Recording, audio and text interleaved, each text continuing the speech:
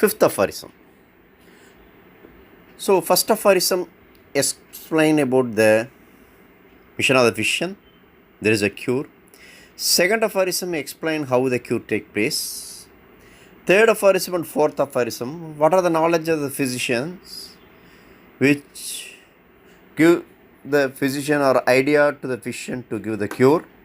Now, the fifth aphorism, if we want to give the cure, what are the causes which assist the physician for the cure? Okay.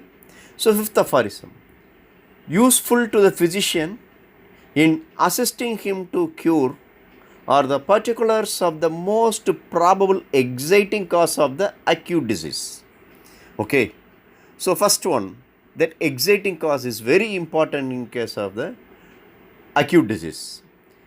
As also the most significant points in the whole history of chronic disease to enable him to discover its fundamental cause, which is generally due to a chronic miasm. Okay. So, in this aphorism, that is a fifth aphorism, explained about the causes of the disease. So, here Hahnemann mentioned two causes. One is the exciting cause and another one is the fundamental cause. Exciting cause is responsible for the acute disease and fundamental cause is responsible for the chronic disease. So, fundamental cause is formed by the chronic miasm. So, what is the difference between the exciting cause and the fundamental cause? Exciting cause is easily perceptible.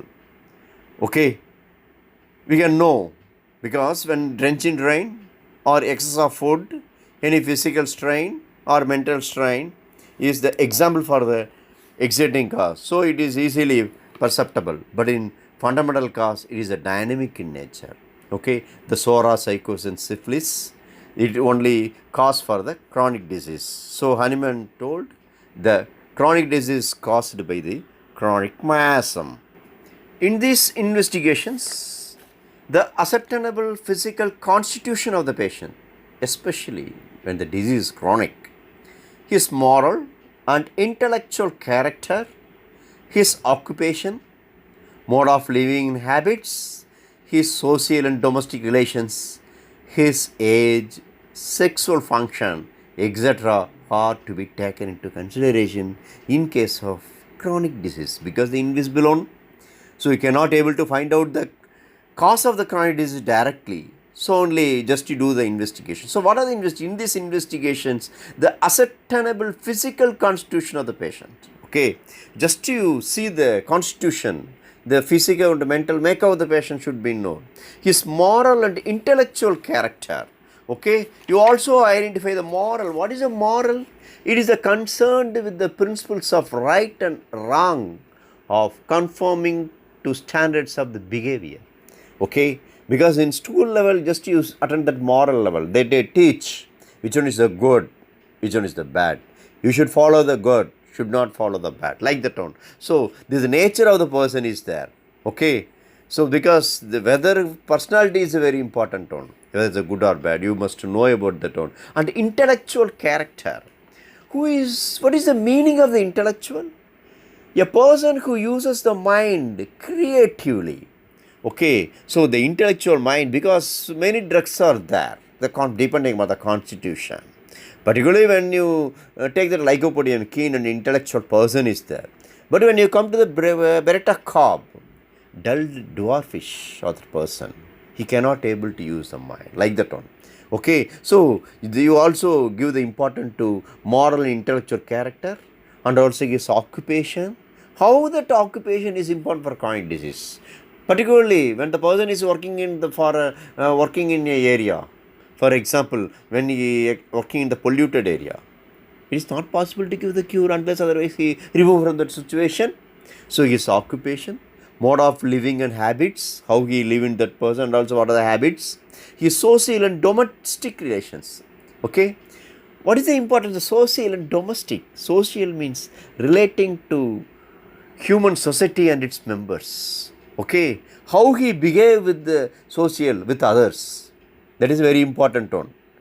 Okay, it is also consideration for the chronic disease, social, the domestic, how he involved with the family, because some person having the dual role, In the social, he must be very irritated. When he comes to the domestic, he becomes jovial. Or it may be vice versa. Naturally, it is there. So, in the chronic disease, you also give this important to these things.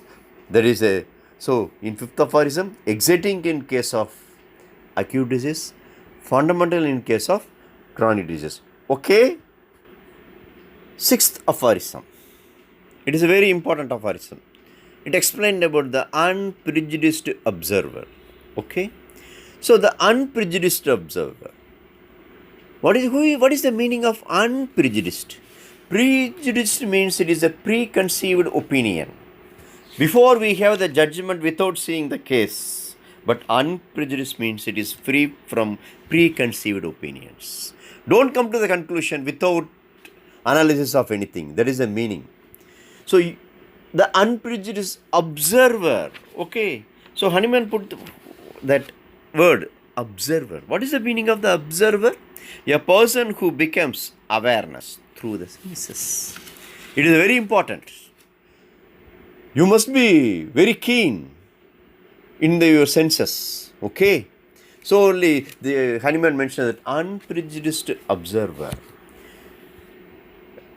Well aware of the futility of transcendental speculations which can receive no confirmation from experience. Okay. So what is the meaning of the futility? It is the uselessness as a consequence of having no practical result. Futility means there is no practical result. Okay. It is a useless. Then transcendental means it is not in accordance with the nature. Okay, transcendental means it is in a bluffing like that one. And also speculation, an opinion based on incomplete evidence. What is it? Speculation? So it is an incomplete evidence. Okay, so it should not be like that one. Well aware of the futility of transcendental speculations which can receive no confirmation from experience. So what is the duty of the unprejudiced observer?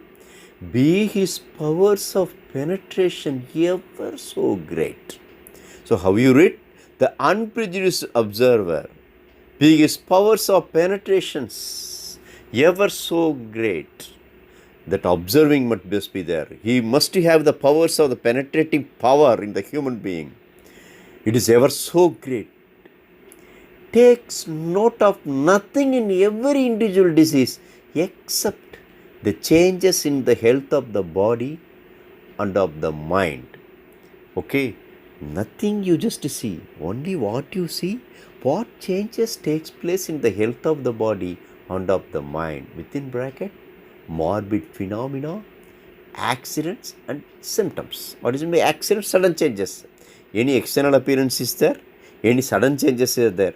That only you give the important, which can be perceived externally by means of the senses. Okay, so this can be observed. This can be noted only by the means of the senses.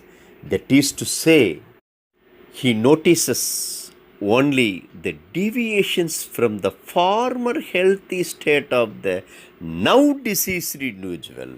Okay, so here what you want to see? How he became the normal condition or previous normal health condition? Now, how he changes from the now diseased individual. That's all. You can see this one. Okay. So how you know these things? Which are felt by the patient himself, remarked by those around him, and observed by the physician. Okay. So these are the things you can see the changes in the patient. How? That is, which are felt by the patient himself. What the patient feels. Subjective symptom. You already know about the subjective symptom. It is expressed by the patient himself. Then, remarked by those around him and observed by the physician. That is the objective symptom. So, by these two symptoms only, we can prescribe the remedy. One is a subjective symptom and another is an objective symptom. Here, the subjective symptom is the patient feels what he feels. Objective symptom remarked by those around him. When any attendance comes along with the patient, you also collect the symptoms. Okay, where it is works means mostly when the person is the insane person, when the person is a child, okay, or when the person is the coma stage, that is the situation in which the patient cannot able to express his symptom, means you give the importance to objective symptom. Okay? So remarked by those around him and observed by the physician. All these perceptible signs represent the disease in its whole extent. That is, together they form the true and only conceivable portrait of the disease. All these perceptible signs represent the disease in its whole extent. That is, together they form. What are the together? Subjective symptom plus objective symptom. They form the true and only conceivable portrait of the disease. So this subjective symptom and objective symptoms only form the conceivable portrait of the disease. What is by conceivable? Means it is capable of being imagined. Okay? Portrait, you already know the meaning of the portrait. Okay? So what is the meaning of portrait? Means a word picture of a person's appearance or character. It is a portrait. Okay? So what is the important sixth aphorism? First one is the unprejudiced observer. So what is the duty of the unprejudiced observer? Only he changes, how he changes from the normal to the now diseased individual. And what are the changes you just see in the patient? One is the objective symptom and another is the subjective symptom. These two things are only form the true portrait of the disease. Okay?